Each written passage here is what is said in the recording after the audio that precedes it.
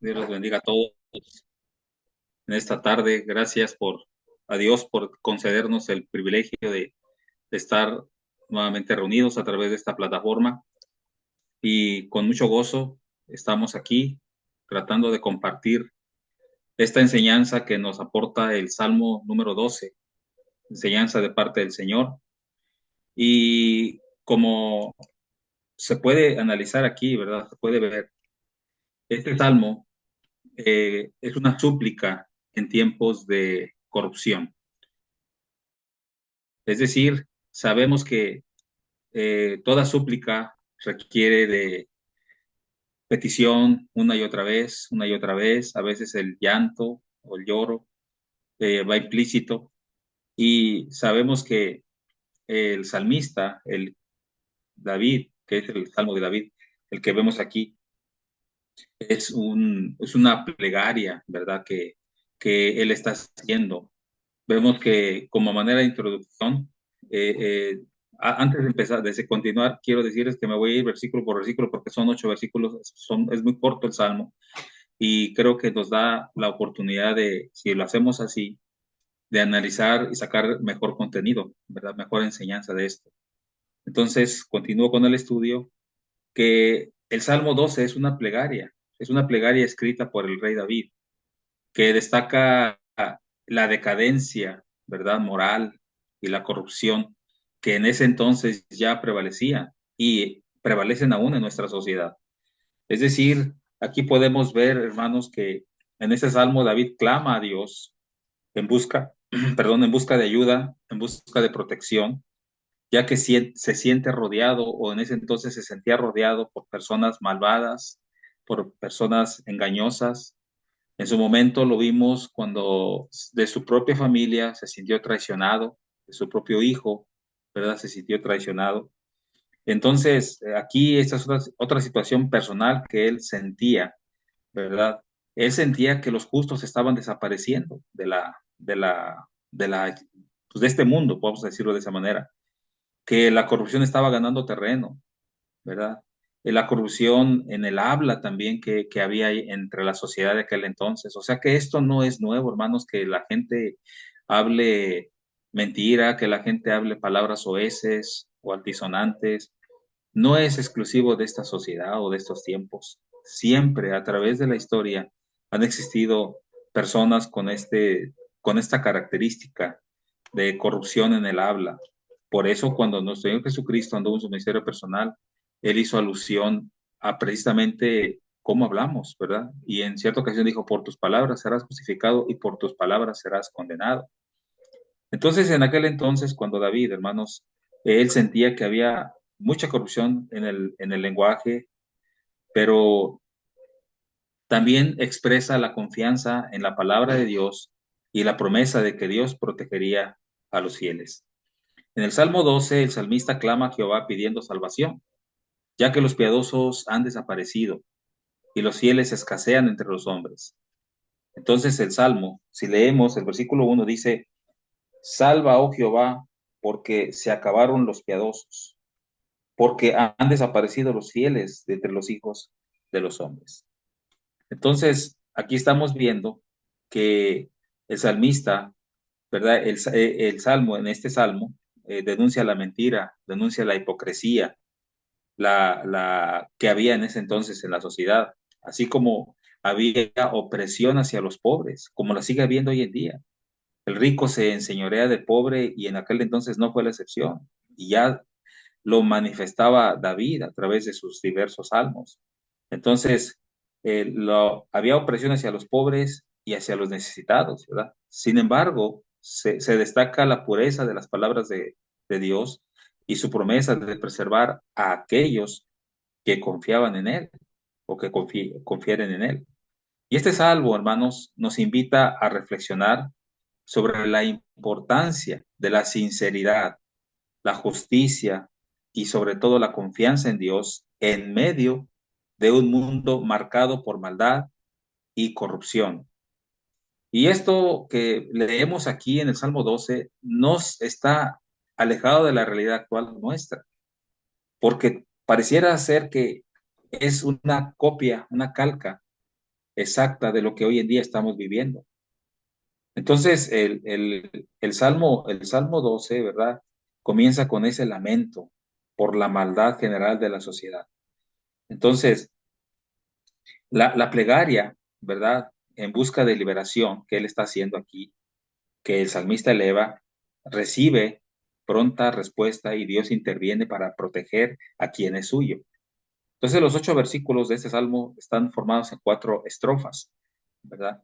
Entonces, dice allí la frase, salva, salva, oh Jehová. Como en los, por ejemplo, si vamos a, a los, eh, al Salmo, por ejemplo, 29, vamos viendo ahí, buscando la palabra del Señor, para cotejar algo parecido a lo que estamos leyendo, que no solamente aquí el Señor, el salmista clama a Dios, ¿verdad? Dice el 21, Salmo 21, Jehová te oiga en el día de conflicto, el nombre de Dios de Jacob te defienda, ¿verdad? Perdón, dije el 9, perdón, estoy leyendo el 1. Dice, salva Jehová, que el rey nos oiga en el día que lo invoquemos. Aquí vemos otro texto, otra súplica que él hace y que no es exclusivo del capítulo 12.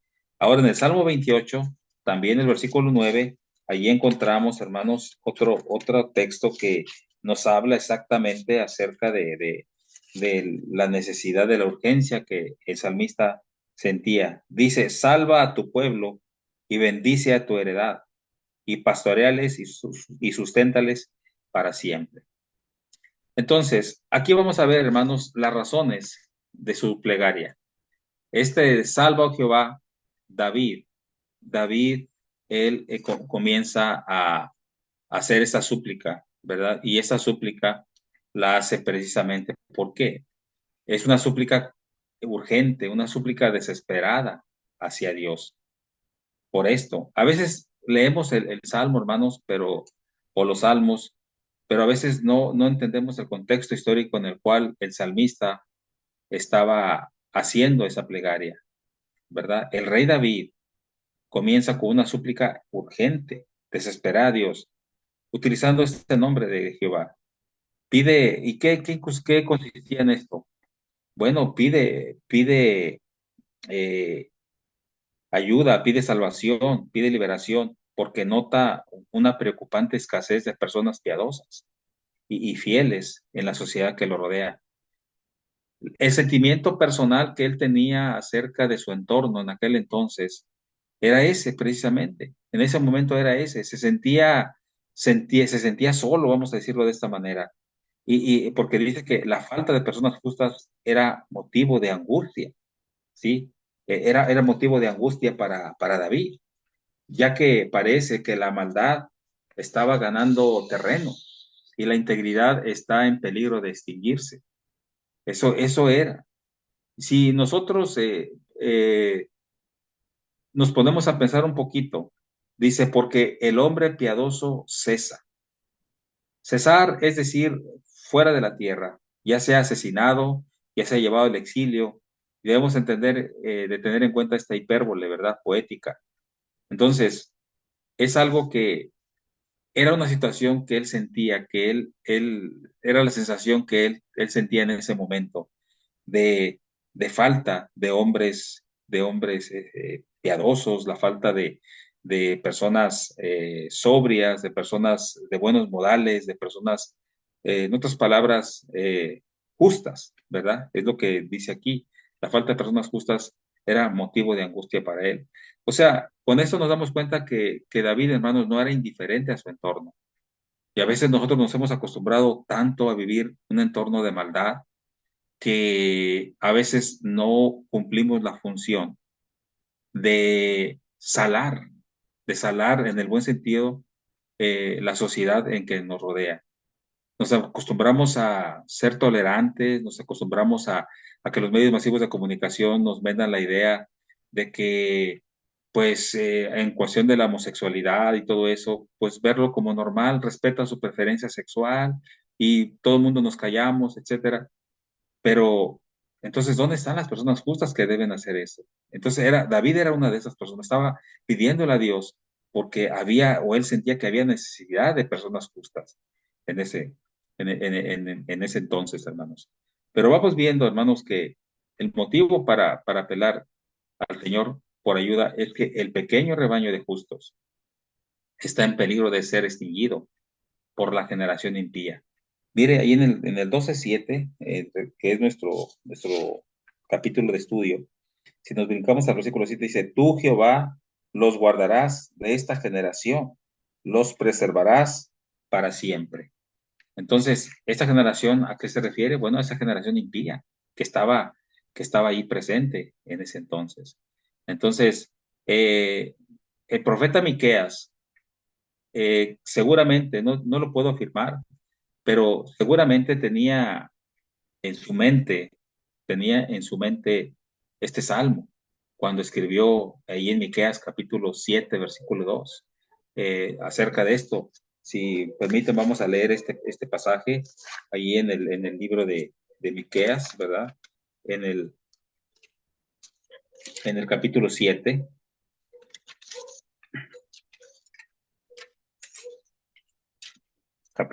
versículo 2 dice, faltó el misericordioso de la tierra, y ninguno hay recto entre los hombres. Todos acechan por sangre, cada cual arma red a su hermano. Entonces, ahí está. Es por eso creo, ¿verdad?, que el profeta Miqueas tenía en cuenta este salmo cuando él escribió esto ahí en su libro de Miqueas. Entonces, Miqueas tenía este salmo en mente. El escritor, hermanos, por el momento pierde de vista al remanente, el pequeño rebaño que seguramente permaneció. A veces nosotros creemos que el Señor ya no tiene pueblo, ya no tiene un rebaño ahí para Él, ¿verdad? Pero la palabra del Señor nos enseña a través de que el Señor siempre ha tenido un remanente, ¿verdad? Entonces, en el versículo 5 de este mismo Salmo 12 aparece la respuesta, ¿sí? Aparece la respuesta. Ahorita lo vamos a ir a ver, pero mientras tanto vamos a analizar, ¿verdad? Decimos que aparece la respuesta a la plegaria del salmista.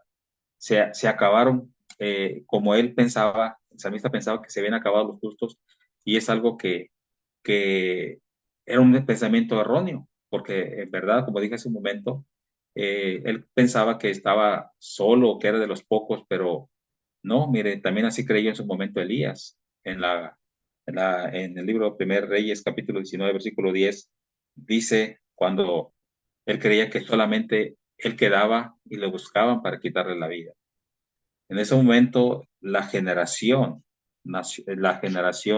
o la degeneración, mejor dicho, nacional, parecía casi total. Y el salmista se había olvidado de los pocos fieles, a los cuales se refieren los versículos 5 y 7. Y entonces, hermanos, nosotros deberíamos tener cuidado de no hacer resaltar demasiado la idea de que los piadosos siempre constituyen una pequeña minoría. Jesús dijo en Juan 10:16, también tengo otras ovejas que no son de este redil. Ahí nuestro Señor Jesucristo alude a ese pequeño remanente que, que tenía él guardado, que a veces nosotros no conocemos. El salmista, él creía todo lo contrario, por eso estaba tan angustiado. Pero Dios, hermanos, tiene muchos fieles de los cuales a veces no sabemos nada. Pero si comparamos en el caso de Elías, pero en el versículo 18, 19, 18 del primer libro de Reyes, dice que él tenía aproximadamente a 7,000 que no habían también doblado rodillas ante los Baales o ante el Baal. Entonces, hermanos, amigos, debemos tener en cuenta eso, ¿verdad? Que a veces por muy preocupados que estemos, por mucho que nosotros nos creamos que somos pocos, el Señor tiene pueblo, el Señor sabe cuidar y preservar a sus justos. Pero él sigue hablando en el versículo 2, dice, habla mentira cada uno, dice, habla mentira cada uno con su prójimo, hablan con labios lisonjeros y con doblez de corazón. Aquí podemos, hermanos, ver algo. En este versículo, el salmista describe la situación corrupta en la comunicación interpersonal, o sea, entre personas. Entonces, esto es algo que nosotros también hoy en día observamos mucho en nuestra sociedad y no es nada nuevo. Observa que la mentira es una costumbre en la sociedad y la gente no duda en engañar a sus prójimos. Y eso es correcto, porque hoy en día en la sociedad hay mucho de esto. Y, y hay gente que dice, es normal, todo el mundo lo hace. Sí, pero no porque todo el mundo lo haga, delante de Dios es correcto. Aquí estamos viendo la preocupación de David sobre lo que había en su sociedad o en la ciudad que él vivía en aquel entonces. Y así como la gente no duda en engañar a sus prójimos, hoy en aquel entonces no dudó, hoy en día también la gente no duda, ¿verdad? También dice que hay un doble corazón porque las palabras halagadoras que salen de sus labios son solo una fachada, pues en sus corazones hay doblez y hay maldad. O sea, este engaño, esta duplicidad, hacen que la confianza sea difícil de mantener entre las personas. Hoy en día la gente no confía y dice no, y a veces en ese afán de querer demostrar que hablan verdad, cuando en realidad son mentiras y la gente ya no cree.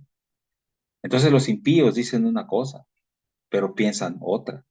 No se puede depositar confianza en una persona que tiene un corazón para pronunciar sus palabras y otro para ocultar sus propósitos. Por eso dice, hablan vanidad cada uno con su vecino, con su prójimo. Más bien hablan falsedad, contrastando con el mandato, ¿verdad? Del apóstol. Mire lo que dice Efesios, cuando Pablo escribe los Efesios en el 4:25, encontramos esto muy claro para nosotros. Un texto que constantemente lo leemos en nuestras reuniones regulares.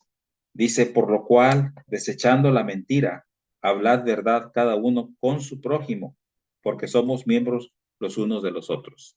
Obviamente eso nos dice a los cristianos, a los hermanos en Cristo, pero no hay que olvidar que nosotros vivimos en una sociedad o en medio de una sociedad. Entonces debemos de hablar verdad.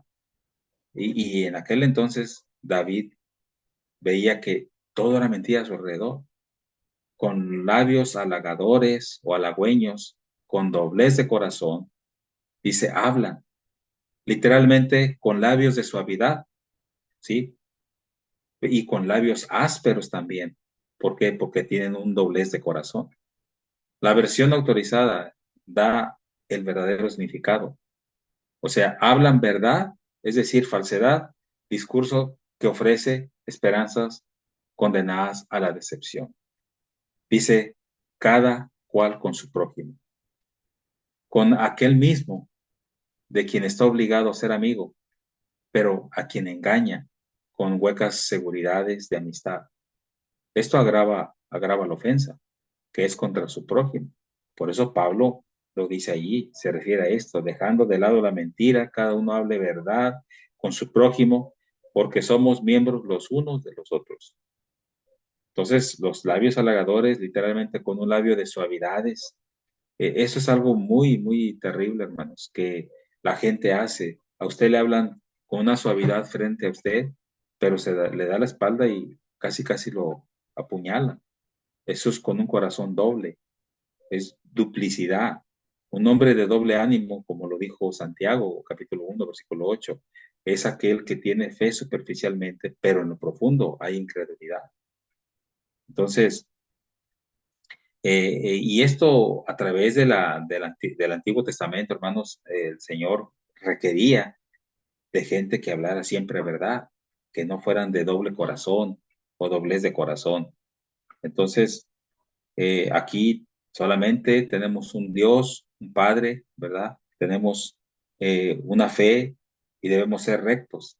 Dice en otra ocasión de la Escritura, dice, sea nuestro hablar sí, sí o no, no. Y cuando hay doblez de corazón o duplicidad, a veces decimos sí y luego decimos no, ¿verdad? Por eso, eso es lo preocupante de la situación de los días de David y es lo que, por el cual clama a Dios para que Dios ayude, para que ese mal en la sociedad imperante se corrigiera. Hermanos, podemos ver en el versículo 3, por ejemplo, de Salmo 12, siguiendo nuestro análisis, dice el siguiente, dice, Jehová destruirá todos los labios lisonjeros y la lengua que habla jactanciosamente. Entonces, aquí estamos viendo, hermanos, esta situación, ¿verdad? Que David, David deposita su confianza en Dios, en que Dios dará su intervención, en su intervención divina. Entonces, encontramos que ante la preocupante situación descrita, hermanos, en el versículo anterior, David clama a Dios pidiendo una intervención divina. Su deseo es que Dios detenga la propagación de la hipocresía y las palabras lisonjeras que ocultan la soberbia y la arrogancia. El salmista está pidiendo una purificación, o sea, una corrección en la forma en que la gente se comunica, para que la verdad, para que la sinceridad prevalezcan sobre la falsedad y el engaño. Entonces, por eso es que dice, habla jactanciosamente, ¿sí? O sea, hablan con labios lisonjeros, grandes cosas. La lengua que habla grandes cosas o cosas soberbias, hermanos, es decir, la lengua que se jacta de su poder para engañar, es lo que habla Santiago, por ejemplo, capítulo 3, ¿sí? Entonces, esto es algo que no podemos dejar de lado. Entonces, el salmista dice, el Señor cortará todos los labios lisonjeros. O sea, lo que podemos notar aquí también, hermanos, es que el salmista David estaba seguro, él no dudaba de que el Señor iba a escuchar la oración con la que él comienza el salmo. No hay que olvidar cómo comienza, salva, oh Jehová, ¿sí? Entonces, es una súplica extremadamente profunda y extremadamente causante del llanto. Yo no dudo que el salmista cuando estaba haciendo esto lloraba, porque, como lo dije ya anteriormente, a él le dolía mucho esa situación. No era indiferente a su entorno.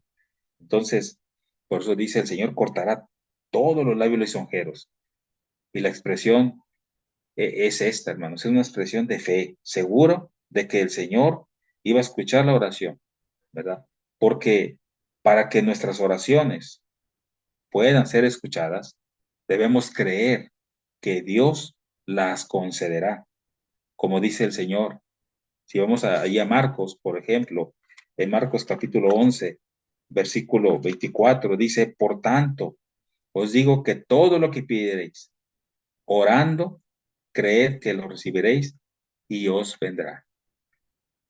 Por supuesto que cuando uno ora a Dios, debe orar con fe. De otra manera, pues no sería una oración efectiva o eficaz. Y es por eso que el salmista lo está haciendo aquí, está suplicando a Dios con fe, ¿verdad? De que seguro de que iba el Señor a actuar ante tal petición, porque la petición no era personal para beneficio de David, la petición era global, implicaba mejorar la sociedad en la cual se estaba viviendo. Y podemos ver, hermanos, que aquí en el siguiente versículo, cuando dice por nuestra lengua, por nuestros labios, ¿qué es lo que decían ellos? Dice ahí el versículo 4, a los que han dicho, por nuestra lengua prevaleceremos, nuestros labios son nuestros, ¿quién es Señor de nosotros? Ahora, aquí estamos viendo, hermanos, que en este siguiente versículo se detallan estas palabras jactanciosas. Fíjense, había soberbia, había soberbia. ¿Por qué? Porque en este versículo David refiere nuevamente a aquellos que usan sus palabras para manipular a la gente, ¿sí? Eh, estas personas se enorgullecen o se enorgullecían de su elocuencia y habilidades retóricas y se creen a sí mismos como sus propios señores, ¿sí? No reconociendo ninguna autoridad, no reconociendo ninguna consecuencia por sus acciones. Y esta actitud de autosuficiencia y falta de temor hacia Dios refuerza la necesidad de la intervención divina, ¿sí? Entonces, David se refiere nuevamente a aquellos que usan sus palabras para manipular y engañar. ¿verdad? También esta actitud de autosuficiencia es lo que decía yo hace un momento, es falta de temor hacia Dios y refuerza o corrobora la necesidad de la intervención divina. ¿Por qué? Porque lengua, usa la palabra lengua, o sea, usan el habla, hermanos, amigos, para lograr sus malos propósitos. Se arman de mentiras, se arman de engaño. En lugar de usar manifiestamente de violencia, o sea, son hasta astutos porque no usan la violencia evidente, ¿no? Sino dependen de la habilidad de persuasión maligna. Y eso lo lograban a través del habla, a través de la lengua, para lograr sus viles propósitos. Ellos empleaban ese don que Dios quiso que sirviera solo de bendición para la humanidad, lo usaban para su beneficio personal. Como hoy en día hay muchos estafadores, hermanos, en nuestra sociedad. ¿Cuánta gente no ha caído en estafas o en engaños por medio de esta gente que usa la lengua muy adecuadamente para ellos, de una manera muy astuta? Es lo mismo que había en la antigüedad. Y David está pidiendo a Dios por ello, porque de todas las bendiciones que hemos recibido de Dios, hermanos, ninguno puede ser una bendición mayor que el don del habla. A veces nos parece muy común que nos podamos comunicar, pero es un don que el Señor nos ha dado y es una bendición grande. Entonces deberíamos reconocer que ese don es una de nuestras mayores responsabilidades también. Debemos de cuidar como cristianos mucho nuestra habla, hablar verdad, no hablar mentira. Nuestros labios también aquí utiliza esta frase, ¿verdad? Que esa gente jactanciosa, presumida, se jactaba de eso, con soberbia. Literalmente nuestros labios, o sea, con nosotros, de nuestro lado, ¿sí? Como armas bajo nuestro mando, Señor de nosotros. ¿Quién es?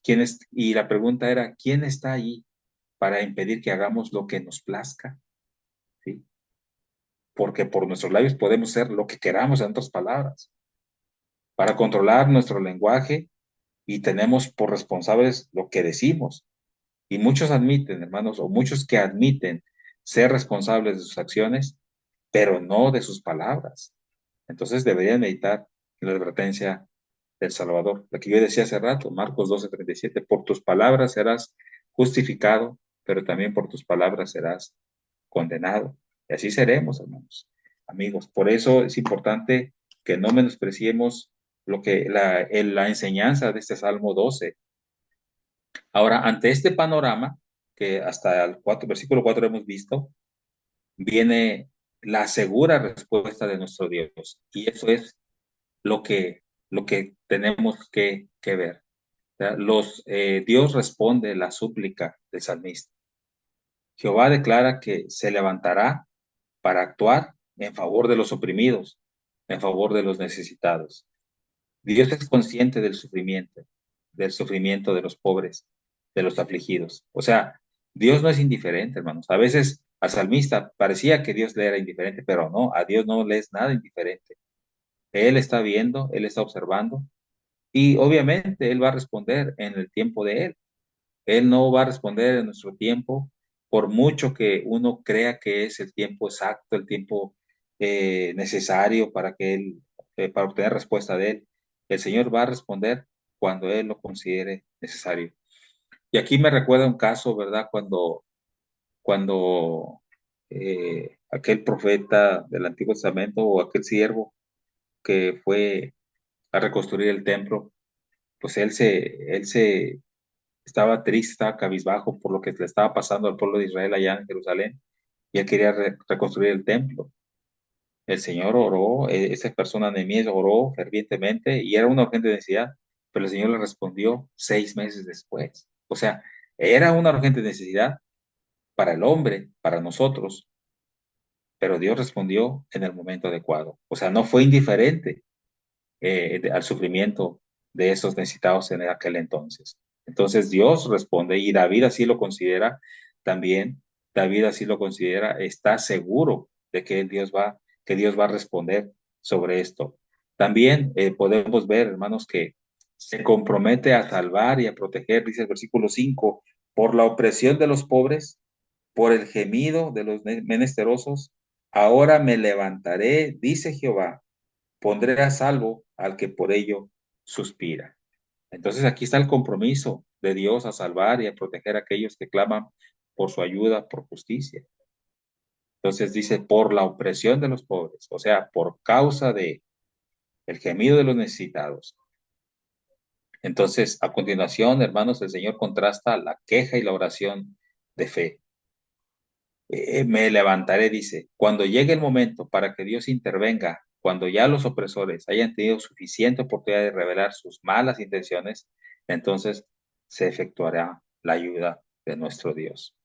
Aquí estamos viendo, hermanos, que es frecuente en el libro de los Salmos el uso del verbo levantarse para señalar la intervención de Dios en auxilio de sus hijos.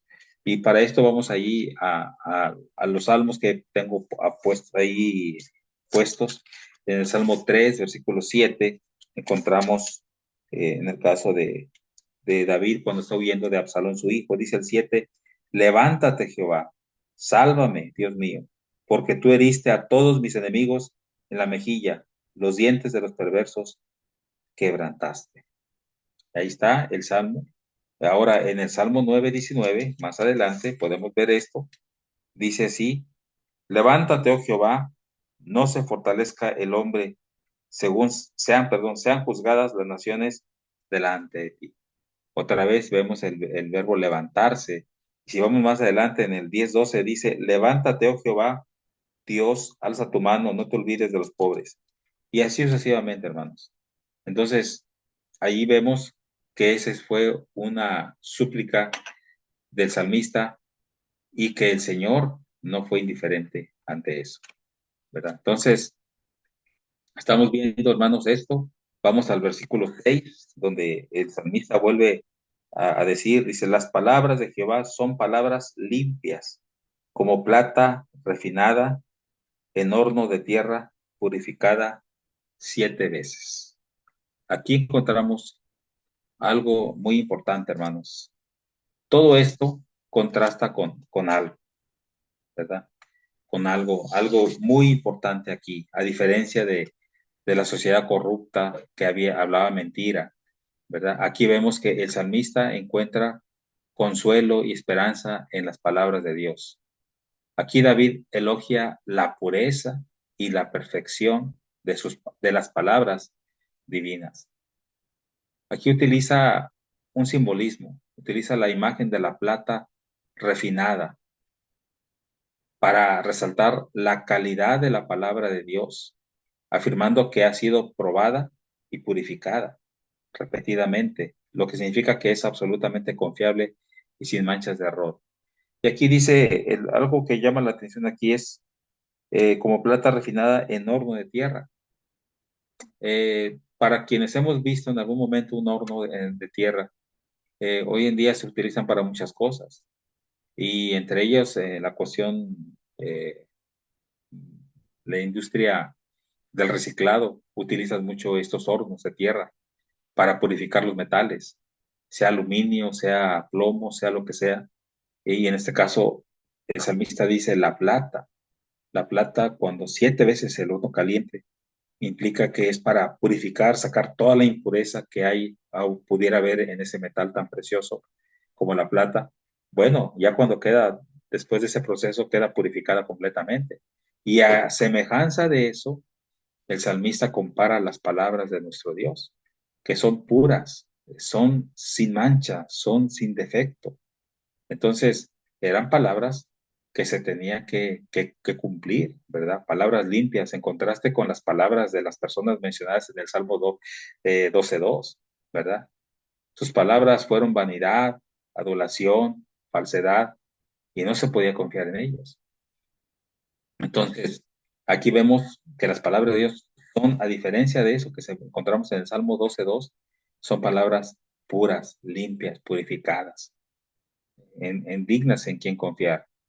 Por el contrario, hermanos, o en contraste con las mentiras de los impíos, versículos 2 al 4 que ya vimos de este salmo, las palabras de Dios no tienen mezcla alguna de falsedad. Entonces, el diseño es para poner sus palabras, el diseño del horno, ¿verdad? En contraste con los dichos de tales hombres y para mostrar cuánta más seguridad hay en confiar en sus promesas que en las promesas hechas por los hombres perversos. El hombre falló garrafalmente, pero Dios no lo haría. Entonces son palabras puras porque esta idea está implícita en la comparación que hace el salmista cuando dice que son como plata purificada en el horno, es decir, de la que ya se ha eliminado, como lo dije hace un momento, todo tipo de escoria, purificada 7 veces, es decir, muy a menudo a través del fuego, y sabemos que el fuego dice un eslogan, todo lo purifica, y ese es cierto. Y aquí la palabra 7, hermanos, está de sobra decir que en las escrituras denota un número completo, un número perfecto, ¿verdad? Entonces, la idea aquí parece ser que el proceso se repitió hasta que la plata se volvió completamente pura. Por eso el número 7. El sentido es que las palabras del Señor son perfectamente puras. Y valga la redundancia que estoy haciendo, hermanos, pero es lo que el salmista está diciendo. No hay mezcla de falsedad en sus declaraciones, no hay engaño en sus promesas, no hay adulación en lo que dice. Este era el fundamento de la confianza por parte del salmista, que si bien los hombres, incluso aquellos que profesaban ser buenos, fallaron tanto que no se podía confiar en sus declaraciones. Bueno, la confianza más perfecta se podía depositar en todas las declaraciones de Dios. Nosotros debemos creerle a Dios, como el salmista le creía a Dios. Las palabras del justo también pueden ser plata escogida o manzana de oro con figuras de plata. Mire, vamos viendo Proverbios, capítulo 10, el Proverbios 10 y el versículo 20.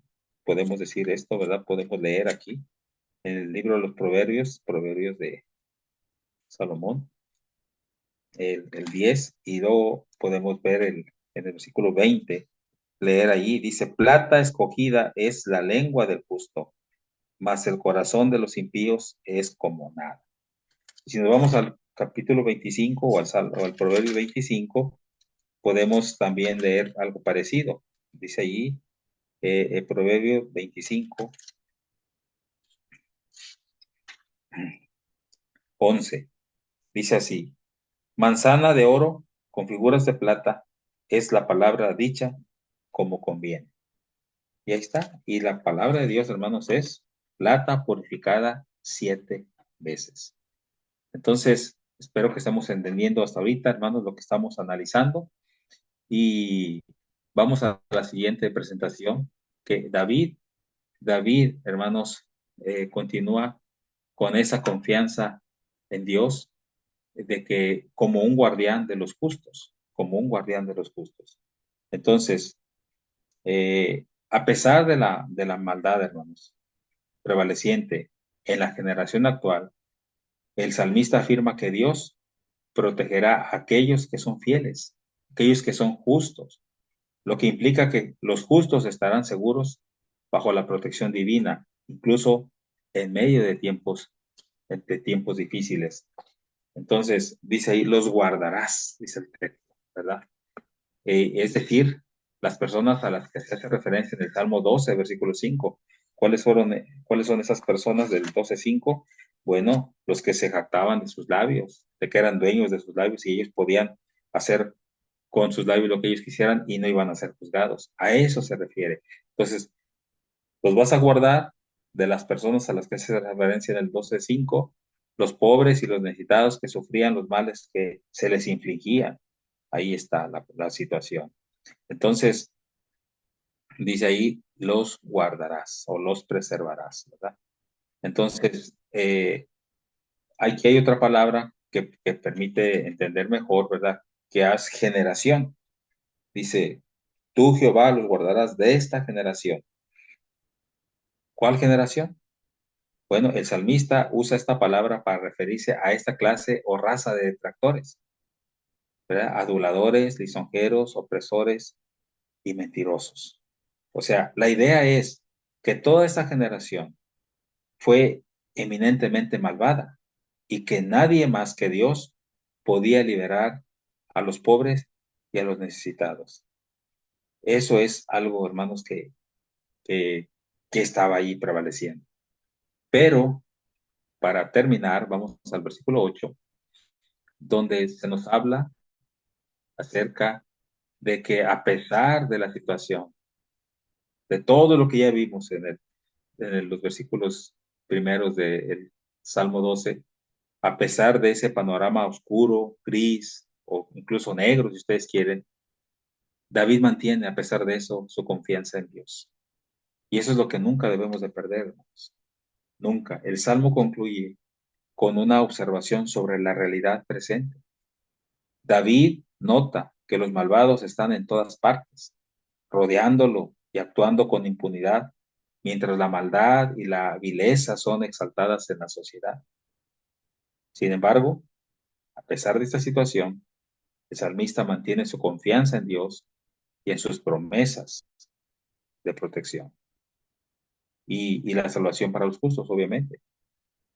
Yo pongo aquí una traducción que es basada en la traducción, la nueva versión internacional, y la pongo los dos versículos, el 7 y el 8, cuando dice así, si los leemos bien, dice, tú Señor, nos protegerás, tú siempre nos defenderás de esta gente, aun cuando los malvados sigan merodeando y la maldad sea exaltada en este mundo, así será. Entonces, hermanos, ahí estamos viendo que esta parece ser la razón en la mente del salmista por la cual es necesaria la interposición divina. ¿Sí? Con esta idea comienza el salmo y con esta idea se cierra el salmo apropiadamente. Hubo un estado de depravación generalizado, o sea, de iniquidad exitosa, vamos a ponerlo entre comillas, como si todo el honor fuera conferido a hombres malvados y viles, mientras que los virtuosos fueron oprimidos, fueron degradados, ¿verdad?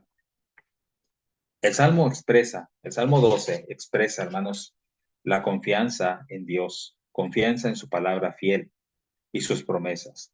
Pero el salmista vio una situación en la que era eminentemente deseable que Dios se interpusiera, porque los justos parecían haber escaseado aquí en la tierra y los malvados parecían estar totalmente en ascenso. Terminamos, hermanos, con la conclusión esta que encontramos aquí. El Salmo 12 es una oración llena de plegarias y súplicas a Dios por ayuda y protección en medio de una sociedad corrupta y engañosa. David destaca la decadencia moral y la ausencia de personas piadosas, así como la prevalencia de la mentira y de la hipocresía, ¿verdad? A través de su súplica, el salmista encuentra consuelo en la pureza y confiabilidad de las palabras de Dios, esperando que Él intervenga para salvar a los justos y oprimir a los malvados. Entonces, hermanos, el Salmo 12 es un llamado a la fe, la confianza y la preservación en la rectitud, incluso en los momentos más oscuros de la vida.